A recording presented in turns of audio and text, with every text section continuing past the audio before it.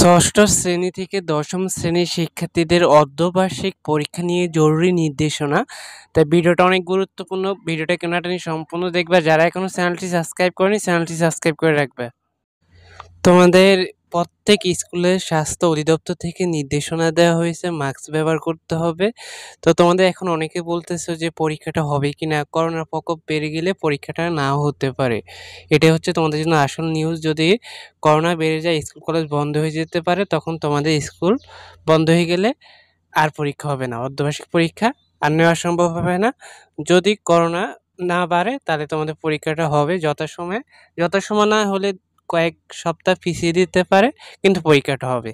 আর যদি করোনার প্রকোপ বেড়ে যায়, কোনোভাবেই স্কুল খোলা যাচ্ছে না, তাহলে তোমাদের যদি স্কুল কলেজ বন্ধ হয়ে যায় তাহলে মনে করতে পারো যে পরীক্ষাটা আর নেওয়া হবে না, অর্ধবার্ষিক পরীক্ষাটা নেওয়া হবে না। 2020 সালে যেভাবে অ্যাসাইনমেন্ট দেওয়া হতো ওইভাবে তোমাদের ক্লাসগুলা হবে, অ্যাসাইনমেন্টগুলো হবে, বাড়িতে বসে তোমরা অ্যাসাইনমেন্টগুলো করবা, ক্লাস হবে না, এমন হবে। হ্যাঁ, এটা হচ্ছে তোমাদের জন্য নির্দেশনা যে তোমাদের পরীক্ষাটা নেওয়া হবে না যদি করোনা প্রকোপ বেড়ে যায়, স্কুল কলেজ বন্ধ হয়ে যায়। যেহেতু তোমাদের অনেক নির্দেশনা দেওয়া হয়েছে, তারা আরও কয়েকদিন দেখবে। যদি করোনা বাড়ে তাহলে স্কুল কলেজ বন্ধ দিয়ে দিবে, আর না বাড়লে স্কুল কলেজ চলবে। তোমাদের অনেক সচেতন হয়ে চলতে হবে, তার নির্দেশনা দিবে।